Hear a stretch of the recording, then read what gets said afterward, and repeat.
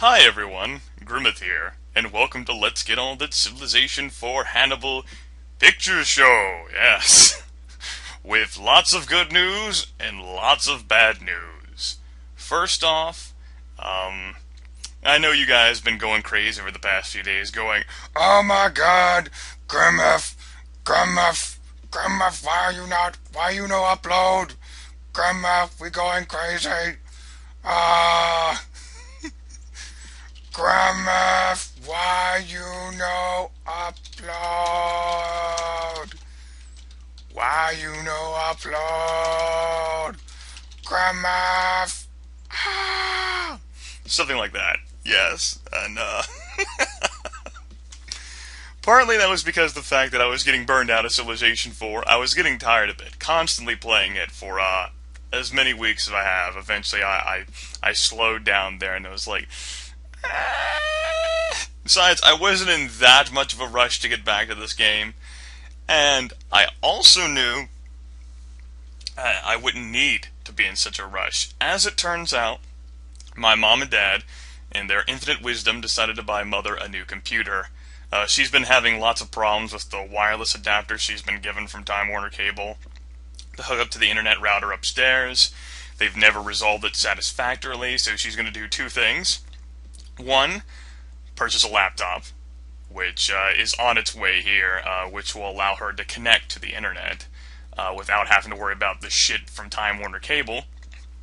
And two, she's going to switch our services to somebody else who's cheaper, somebody who can provide DirecTV and stuff, because Time Warner Cable was drawing too much money.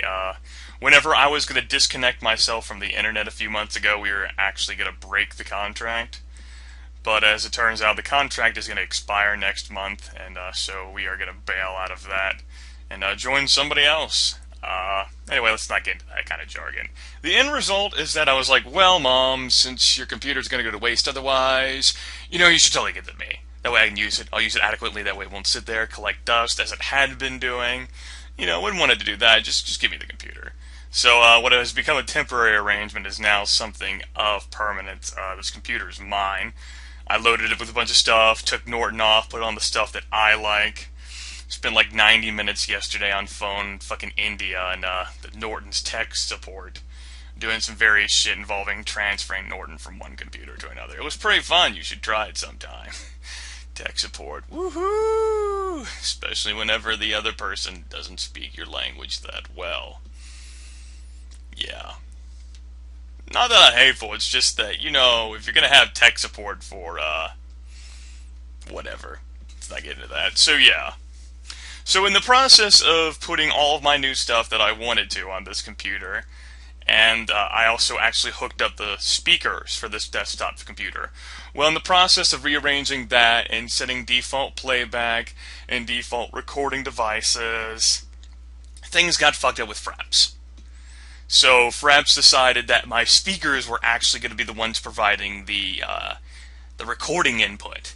So my session that I recorded this morning had nothing but Civilization 4 sounds stacked on top of each other twice, which was great. I watched the video later and I was like, wow, this was totally a great achievement here.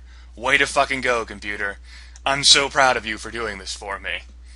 The one time I don't fucking conduct a sound test, I should have. And I looked at the video later after I ended the session. I was like, God damn it! Yeah, shit happens. So instead, I'll get to show you guys the pleasures of a picture show. By the way, I guess while I'm thinking about other stuff, you might have noticed that I'm actually wearing my headset. Some people had clamored for this. They watched my little short video from part of a session I did with Ping and Griffin God, and they were like, wow, you should wear your headset more. I don't have feedback from other people who said that you shouldn't wear your headset, so I decided to go ahead and try to wear my headset as much as I can. Personally, I don't like the quality of it, because I breathe heavily, must fuel this undead skeletal body. Powerful man with powerful lungs, so yeah, but since so many people wanted me to wear the headset, I'll try to wear it as much as I can. It does hurt my head since I wear glasses, so I don't wear it for that long. But I'll try, put in your feedback about whether you want me to keep doing this, or whether you want me to put my headset back on my desk. I'm doing this for you. I'm making a concession. So if you could give me some feedback, okay, you can do that. Another fun tidbit before I get started with the picture show is that, since this is now going to be my computer, I actually did some research on the specs of it. I learned that its graphics card is a NVIDIA GeForce 7100. Now, I was never that knowledgeable about graphics cards due to not really having any growing up as a kid.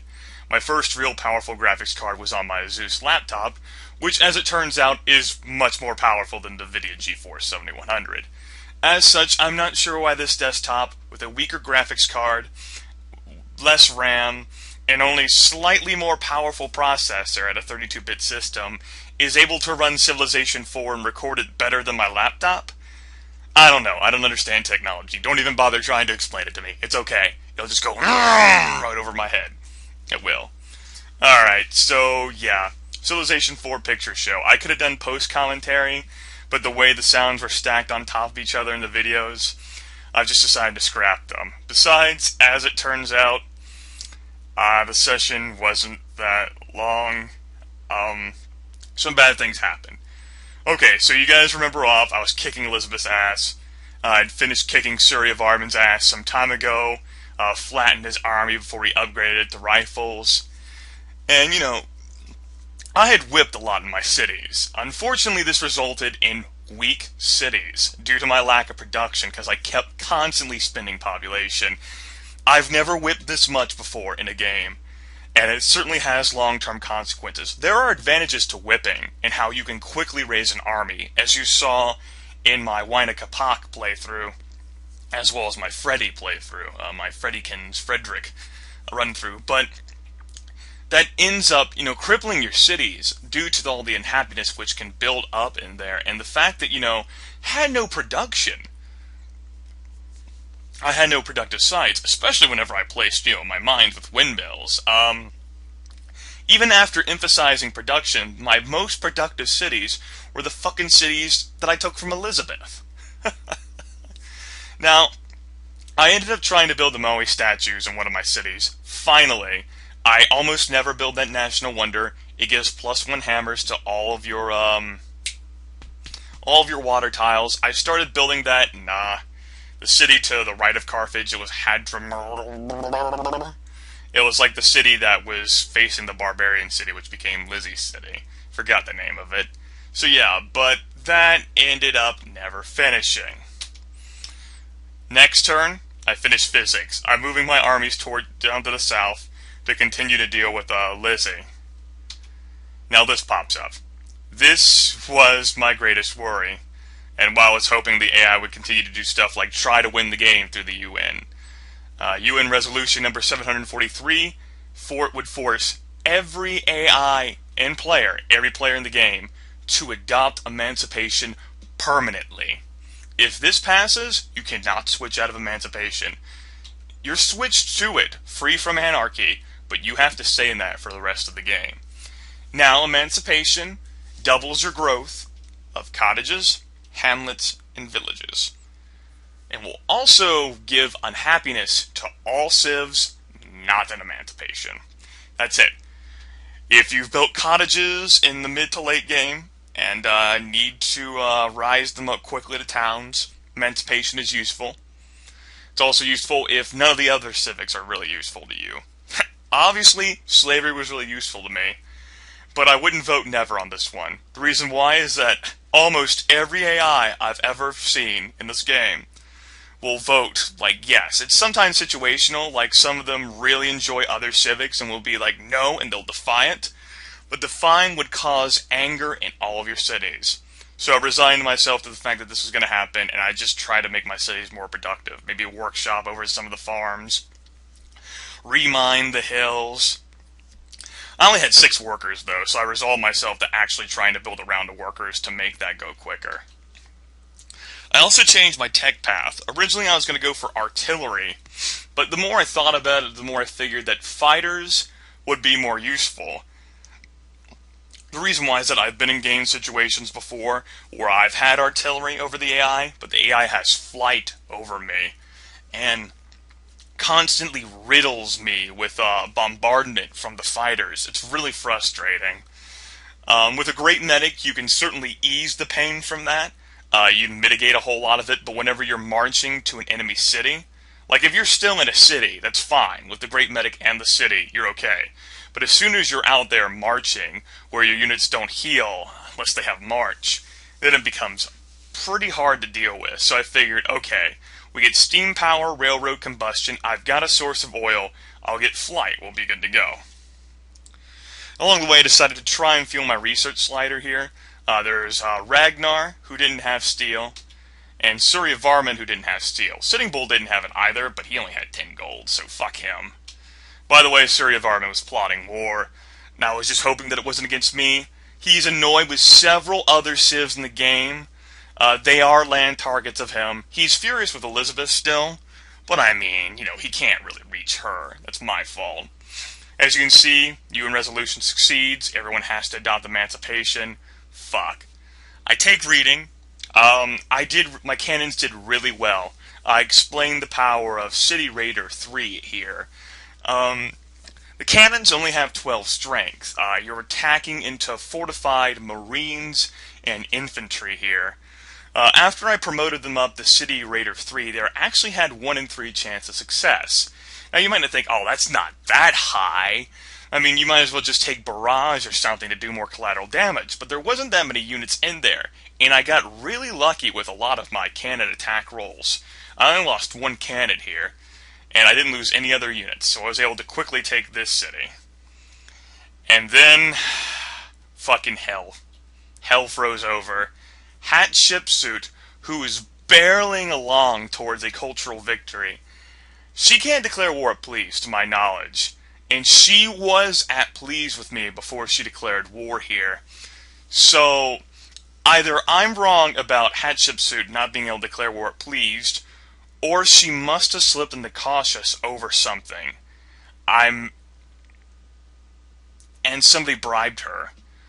Or I was cautious with her at an earlier point in the game, and she had been plotting war against me, and she hadn't been able to execute it that well because she was gathering troops, and I got like peace treaties with her due to asking for gold or stuff. I'm not quite sure. But I was like, okay, she took Liverpool from me this turn. She has a huge army of infantry and cavalry. I'm like, okay, this just made the game harder. If I could have sat on my laurels, dealt with Lizzie, and built up, I could have massed up a big enough army to deal with Hatshepsut. As Jake would say, that's fucking Egyptian. Because that name to him is Unreal Jake, it's like Murloc. So, yeah, I was like, okay, I can deal with this. Elizabeth's a pushover at this point.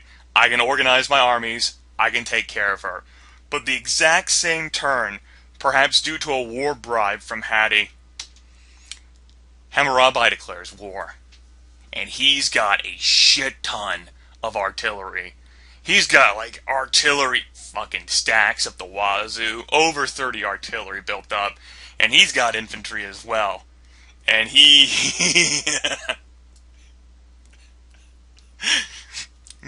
it's bad. The diplomacy just went right, they pulled the rug right out from under me, with no text to bribe anyone with, no gold to bribe anyone with. Only person I'm friendly with is Yao, and Yao is practically friendly with everybody fucking else on the map. I can't do anything. The only way I could do this is by killing enough units to force peace treaties. I can get a peace treaty from Elizabeth, but I don't want to have to declare war on her again. I'm hoping that with fortified rifles, city garrison 3s, some drill stuff, I can hold off in advance until I finish with Elizabeth, get my units up there, and deal with it. Unfortunately, I don't have slavery, so I can't raise as many units as I'd like. Hatshepsut, if I recall correctly, has not been at war this entire game, and if she has, it's been a long time ago. Hammy has, and Hammy is more aggressive than Hatshepsut is, so he builds more units. So you can see here where she took Liverpool, and oh man. Now here this comes up. Global civic universal suffrage does not help me. Plus 1 hammer for each town. I don't have many towns. I know some of you were like, you need to build more cottages, Grimith. Would that have honestly helped me? I mean, I needed the farms there to raise a population, to whip the population, to build an army, to try and claw out of where Elizabeth fucking trapped me. Because she did. Later on when I watched the video of, like the little playthrough of what happened, she expanded right out of where her hub is and went right to the left and capped me off. And then went down that. And her fucking archer that took that goddamn barbarian city. I should have been more aggressive with that. There are many things I did wrong. You can see here where Hammurabi took that city. I actually abandoned it. I moved my riflemen out and said, I'm not going to waste their lives. I need to fortify in a better place. I took Nottingham here. I don't think I lost a single cannon in this fight. City Raider 3 came to save the motherfucking day. You'll notice that Suryavarman said, screw you assholes, and he ate the UN unhappiness for being a villain. You can see there where I also abandoned Newcastle to try and pull troops back to Oxford. And I made a big stand in Coventry, but I got really unlucky with a lot of my attack rolls. And combined with some weaknessing, like she had bombarded me a bit with airships, she just flattened me. And I lost a lot of units there, trying to hold that one. My forces were divided. Things don't look good. I did take Canterbury, though, and with that, I decided to watch Hammurabi take Oxford. I abandoned that, too. I'm just retreating down my mainland here, because I need to conserve my forces to try and make a stand, but Hammy has so much artillery. I made peace with Lizzie. I was like, okay, give me steam power, I can take you out again, you only have 2 cities, it's fine. And divine right, whatever the fuck, just make peace with me. As it turns out, I only had 1 source of coal in my entire empire, and that was over on Lizzie's hub. So I didn't have any coal at all. That's great game, thanks. Yeah. I was resolving myself, steeling myself to try and stop these guys. But, Hattie had actually massed up an army so vast and massive outside of, I think it was York. I moved my rifles and cannons back there. And it was just so gigantic that I don't know whether I could have stopped that. Even if I'd fortified in the city, I didn't have enough of a production advantage to rebuild my guys. And Hammurabi, on the other hand, was cleaving down towards my home territory, and I couldn't stop him either. He was outside of, I think, that barbarian city that I took from Lizzie, that Lizzie rightfully took from me. This ended up being really ugly. I lost a lot of units. And without a production advantage to try and claw my way out of this, the writing was on the wall for me here. I wanted to keep playing, but this would have resulted in my defeat. Even if I had somehow forced Hattie and Hammy to ceasefire with me, to peace treaty, Hatshepsut is bulleting ahead towards a cultural victory, and I simply do not have the army to stop her. I can't bribe anyone to stop her. Surrey is still plotting war. I don't know who he's going to declare war on. If he had declared war on me, that would have broken me immediately. And even then, even now, just I don't have enough. Too many mistakes in the game, combined with some bad luck screws, combined with this non-standard map type, and the way I was playing it non-standardly with no vassal states. I don't know exactly how the game would have been different with vassal states, but it certainly would have been different. The end result here is that I didn't defeat. I lost this one. Kind of brings back memories of Master of Orion whenever I just loomed over that Bull Rafi picture, right, folks? Yeah. You can see there towards the end a huge list of cities that were taken. It was terrible. I mean, I beat Elizabeth back, but I can't even feel that great about that. Because she doesn't build that many military units, and Suryavarman had been at war with her, so she was not at what she could have been, like her strongest. Now, Elizabeth is a really strong techer. Her traits, I mean, philosophical and financial are different, obviously. But I mean, like, if you want great people, you should build, like, farms in your cities to grow, to feed specialists to get more great people. Whereas with your financial, you want cottages. I didn't build a whole lot of those simply because I knew I wouldn't have a lot of production in my cities. So I tried to go for slavery to catapult me to enough land to get the production. I don't think it worked, folks. End of the game there, I am 5th in production, and it is dwindling. The value compared to the rival best is staggering. It's terrible. Whenever I'm in these situations, if I have a production advantage, I feel good. Because that means that I can beat the AI. Because I can play smarter, and even at a tech disadvantage, I have human intellect. But whenever the AI is outproducing me and has vastly superior tech, I can't salvage that. I just didn't have enough units. And I was running out of time. Mistakes were made. I wasn't as worse as Dan Quayle was, but if I hadn't retired as soon as I did, I would have been at the level of Dan Quayle. That takes care of that, though. That is a defeat for me. Immortal. Fuck. As you can see, sitting through an hour recording to hear me explain and suddenly slip into, despair as I realize I can't win this. Maybe that wouldn't have been the most enjoyable thing. I still would have encoded it and uploaded it, though. If for the fact that it had worked, but it didn't. Yeah, folks. So I apologize about that. But I certainly was not going to try and make that work, with dual stack sounds from the game and fucking, me having to record post-commentary and me losing. This is post-commentary of a sort, but it was kind of fun. Yay! So yeah. Now you know a bit about what's happening with me, and you know about the fact that I lost the game. I just got outproduced. I got rolled over. I'm going to definitely go back to a more standard map type. One that does not isolate so much from the other AI. I mean, you couldn't really rush there. Like an axe rush or Numidian cavalry rush. I mean, sure, you could have.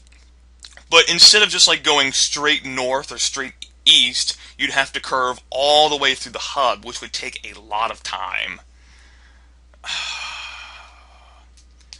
Didn't play that map type that well, and yuck.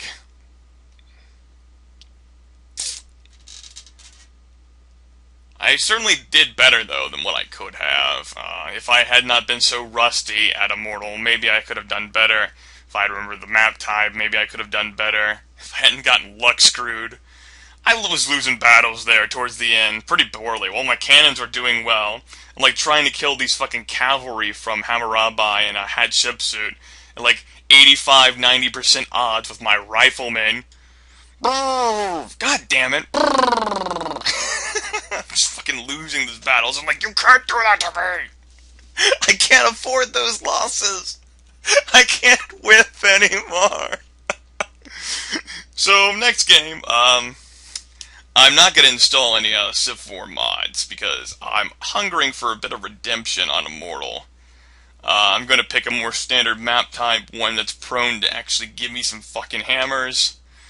Man, I was playing a multiplayer game with Dewey Ocelot a few days ago. It was just so beautiful having so many hills, and just being able to produce infantry in only a few turns, 3, or 2, or 1, for a heroic epic city with ironworks, shit like that. Don't even have to whip. I don't have to whip. It's gorgeous. You guys have certainly seen the advantages of whipping in these games, but damn, there is a penalty. Alright, folks. I apologize for things not working out the way they did in terms of the recording. This is certainly a compromise on my own. I had to spend a lot more time with this, but shit happens, folks. Hope you enjoyed the show, though, nevertheless. The picture show. 25 images of hot and heavy action. Woo! Go through it again. Oh my god! Stressing out Camtasia Studio, Jesus! As soon as those war declarations arrived, though, I knew this game was over. Or at least I strongly thought the game was over. I just, without anything to bribe them with, they still refused to talk to me. They had too much war success built up against me. I couldn't do anything about it.